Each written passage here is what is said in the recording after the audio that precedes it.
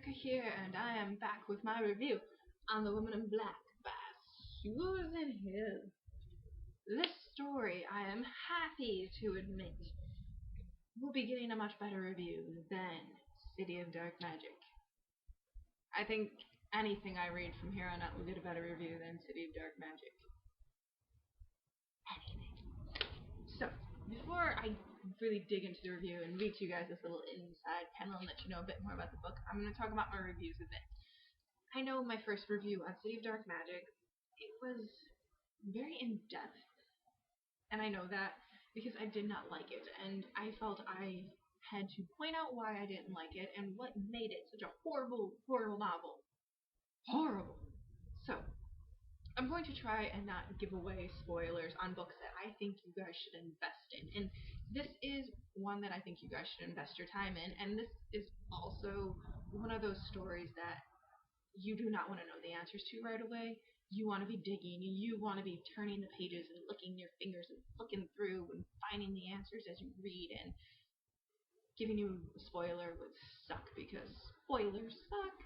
Yes, they do. So, another thing about this review is that it is going to be a little bit different because, as we all know, or most of us know, The Woman in Black has recently been adapted into a movie. And by recently, I mean about within the last 2 years, because it's out on DVD. I saw it in theaters with my sister. It was fun to watch with her because she's afraid of scary movies, and I think my hand is still slightly bruised. So it hasn't been that long ago, so it hasn't fully healed. Couldn't have been, right? But I'm going to talk about the movie because I own it, I've seen it, I know what has been changed, what hasn't been changed, and what Hollywood should have left alone. There are things they should have left alone, and Hollywood, why? Why do you hate us? So, to get into the review, I'm going to read to you guys this inside panel now.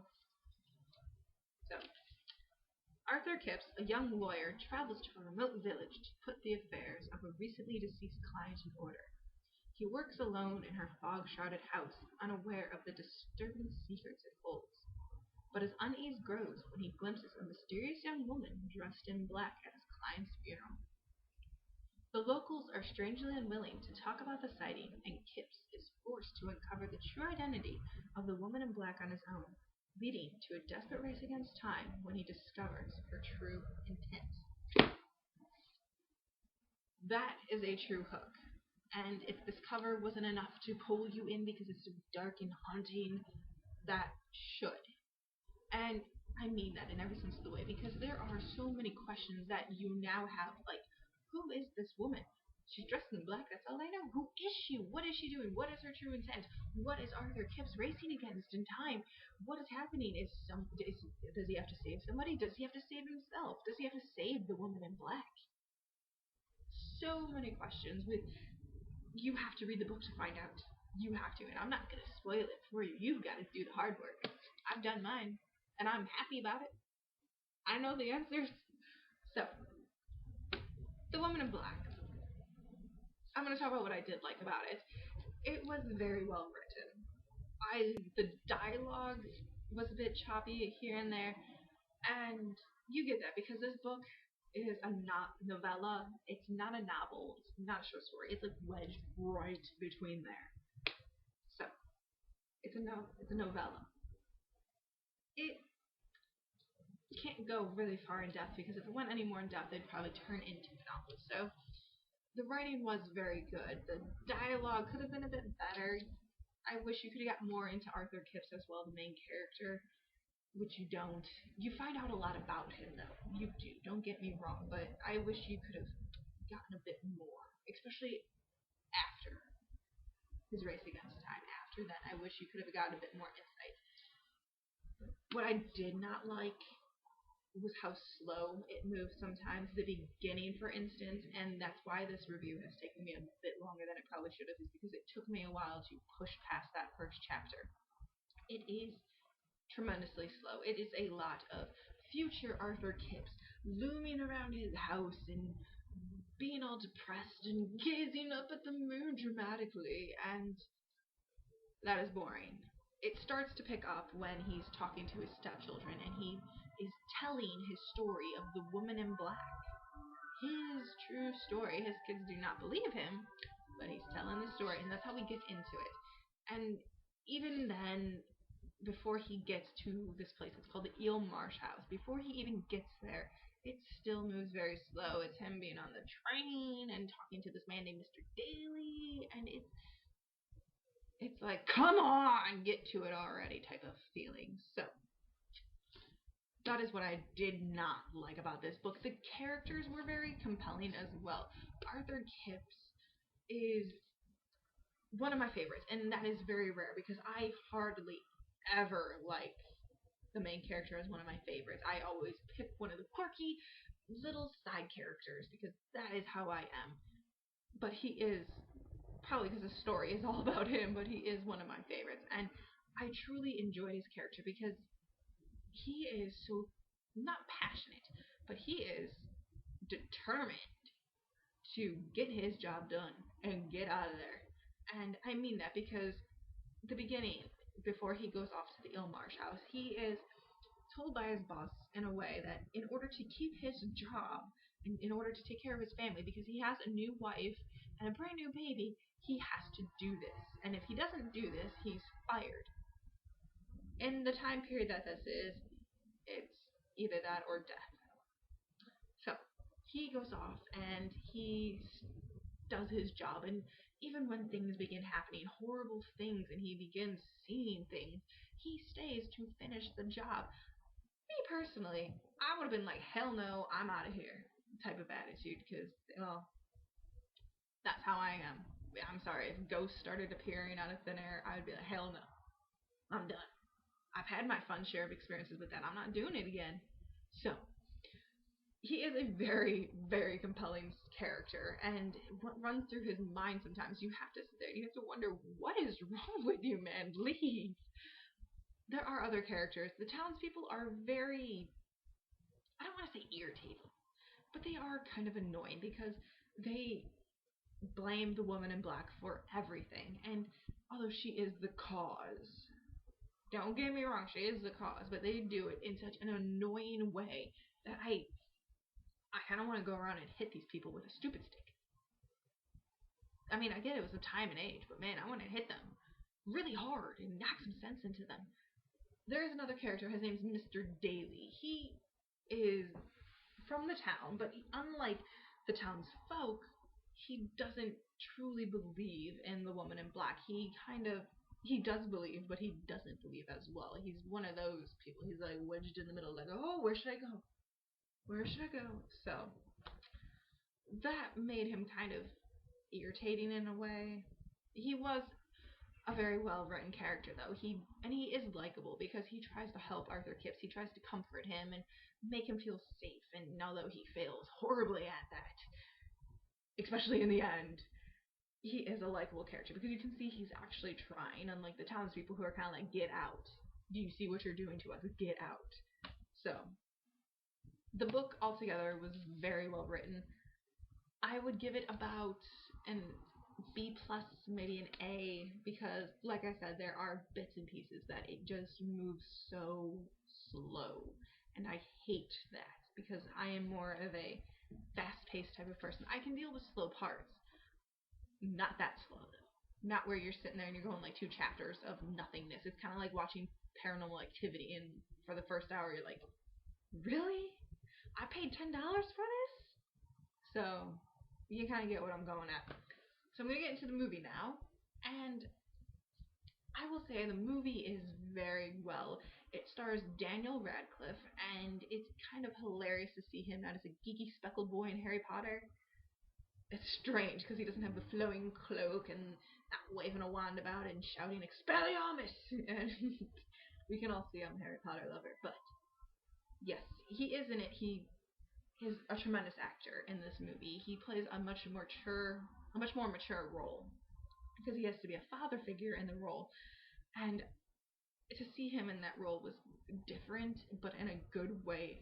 Because usually you get some actors who kind of branch off into a different type of area and they suck at it. Like you get the comedians who try to do dramas and you're like, why? Who let you do this? Why? So it was nice to see him branch out. It was very different, and it was very good. He pulls you in, he makes you believe, and he makes you scared with him, and I love that. The movie is like Where's Waldo, or for all you in the UK, Where's Wally, I believe it is. It's not the same names because God forbid we do anything that's the same. Gotta set ourselves apart. But it's kind of like that because you're sitting there and as you're watching the movie, you know the woman in black's in the room with him. You know she's there, and you're kind of like going, "Where is she?" Because you can tell by the music, and you're just looking all around, and you go, "Oh!" Because then you see her, and then you're like, "Holy crap! She's terrifying. Where the hell did she come from? She wasn't there a minute ago." So it is scary, and I love when it starts to suspense and builds up even more than what it already has, and your heart is racing, and you're like, "Oh my god, what is happening?" And I love that.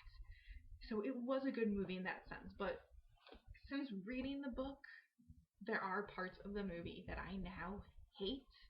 Like now knowing that the movie took more place in the Victorian era earlier than what they put it in, there were no damn cars. In the movie, Mr. Daly has a damn car. He's not supposed to have a damn car. And I'm going to keep saying damn car because it makes me mad. Because they completely ruined it there. In the movie, it made sense for him to have a car because they pulled. I don't know if I should say that, but they do something with the car. There's a purpose for the car there, and I understand that, but that's not in the book. It's not there. So, basically, that upset me very. The beginnings are also different, and it it does piss me off because that's what ruins the ending. Also, the beginnings, I kind of like the beginning of the movie better than the book because if they started it with him at Christmas time, it would have been so boring. Seeing just Dan Radcliffe kind of like lounging about like and gazing up at the moon, and I wonder if he would have talked to the moon. That would have been funny. I mean, it's not supposed to be a funny movie, but that would have been kind of funny. So the beginnings were different. I did prefer the movie one better because it's not accurate remotely. It's not, but it really kind of pulled you in because then you're sitting there and you're like, oh, and then you feel for it. That's what they want you to do. The ending pissed me off in such a way that I cannot begin to describe. Hollywood, how dare you? They butchered the ending. They ruined it. They tried to take something that from the book that was heart wrenching and gut churning, and you really felt for the character, and you felt so bad for Arthur Kipps, and you wanted to cry for him. And they tried to warp it and turn it into something that gave you hope and happiness. What is that? Bad. For shame on you, Hollywood. I think it was Hollywood who made this. I don't know. I'm blaming Hollywood because that's Hollywood for you. But that is what they did. They took it and they completely changed it as they did in the beginning. It made sense because of the beginning, and if I could have my way and have the beginning of the movie and the end of the book in the movie like that, it wouldn't have made sense. If they had stuck to the movie, it would have sucked. If they had stuck to the book, it would have rocked even more than it already had. So, the beginning's different. There are in the movie there are bits that I do like, don't get me wrong, because there are certain parts of it you can get more in depth with, you can see more that you don't get out of the book. Like you get more about the woman in black, and I like that. So that part I did like. It was just the beginning, the stupid car, and the ending that really kind of just I did not like. The movie altogether is very good. If you like those kind of movies, it's well worth a rent. If it's Halloween time and you are doing a scary movie marathon, that is a good movie to get. However, if you're going to watch it with people who do not know how to shut up during a movie, I advise you to buy duct tape. Or just don't invite them. Whichever. I would go for the duct tape personally, but because I had that experience. I tried to have my friends watch it, and it did not go so well. Because they just chit-chatted through it, and then at the end, they're like, oh, that was stupid. I didn't get it. And I was like, well, if you had watched the damn thing, you would have understood. And God forbid people actually watch a movie without talking through it. I think we should have ninjas who can come through and cover mouths, you know? They have that here in like London theaters or something like that, like movie ninjas. I've seen like a little thing about it. I don't know if it's true, and I'm kind of curious to know if it is. I mean, I don't want to be the one chit chatting and get my mouth covered, but I want to know. I really want to know. So, the movie's well worth a rent. The book is worth a rent. If you can find it in the library, rent it out. If you still really like it and it's something you would want to reread, you can buy it. It is in stores in America for all you Yanks. It does not, however, have this beautiful haunting cover. It's probably got Dan Radcliffe's face plastered to it, because that's what we do. We put actors' faces on it, and I can't tell you how many City of Lost Bone covers I've seen that now have, I don't even know their names, but these actors' ugly little faces plastered to it, because I don't like the guy that they have playing Jace. He's ugly. I don't think he's going to do a good job. He's not how I pictured Jace. Yes, I did read the Mortal Instruments series, and that is not how I pictured him. He's too scrawny. He's too ugly. And I saw him in Ominous, and that just disturbed me greatly. I mean, he was good in Sweeney Todd. If you guys know who I'm talking about. Jamie Campbell Bower or something like that. I think that's who it is. But I don't like him. He's ugly. Why? This guy's supposed to be hot. Hopefully he does good with acting. Hopefully, but his hair just grosses me out for some reason, so. But in Shrieky News, he was engaged to Bonnie Wright. Because we were on the topic of Harry Potter earlier. He was. They broke up or something like that. I don't remember. But yes, anyway, since I'm branching off into other topics now and I'm going to focus, this book, not the movie. The movie's well worth a rent, but the book is worth a rent. If it's something you're very intrigued in, you can buy it in stores. If not, it is on Amazon. Never fear, Amazon is here. So, it is there. I would say get it. It's worth the rent. If you still want it, buy it. It's not expensive. It's a cheap little book. It also comes in paperback. So if you are more of a paperback person, it is for you too. So, I'm going to get into the next book I'm going to be reading for you guys. And I'm very excited about it because it has all these wonderful aspects of the story that I just adore. It is called The Painted Bridge by Wendy Wallace. And it says, a devious husband, a Victorian asylum, a wronged wife. Yes, that is all I'm giving you. Aren't I evil?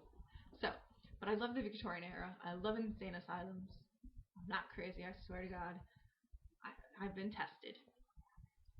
But I love this, and I'm very, very eager to get my greedy little hands all over its pages and find out what it's about. There is also this quote on the back that really pulled me in more than what the cover did and what I've read about it, and it says, I am more sane than I have ever been in my life, and yet I look like a mad woman. I love that because it can relate to me on days that my hair looks like I escaped the insane asylum. So, because my hair is crazy, it does what it wants. It does what it wants. But I'm very excited to get into this book for you guys. I am hopefully going to be going to the bookstore soon, getting some more books. If you guys have any recommendations for me, let me know. I am more than happy to see if I can grab a hold of these books and dig into them. If they are series books, tell me the first one.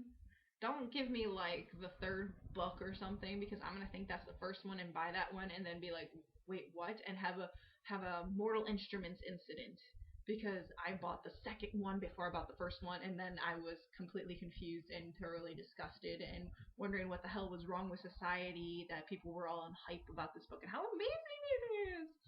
And really, I was just like, wait, what? Why? What? So, tell me the first one, the title of the first one, so I can start from the beginning. I don't want another Mortal Instrument incident, because it took a lot for me to finish that series after finding out that Jason, Clara were thought they were brother and sister and were like making out and crap, and that they still, even after finding out, still want to make out, and I'm just sitting there going, wait, ew, what? So, it really did take a lot for me to even go by the first one to find out what was happening, because I already knew what was happening. Incest. But it turns out it wasn't. Still freaks me out, man. That's not for me. Not for me. So, if you guys want, I have asked me about the other books I've read, the other series that I've read, and I'll be more than happy to talk about them with you guys. I don't have them here, so it's not like I can show off their pretty covers. So I can just talk about them and babble, and you guys can watch me wail my arms about because I talk with my hands, unfortunately. So let me know. Subscribe because it's fun. And until then, happy reading, guys.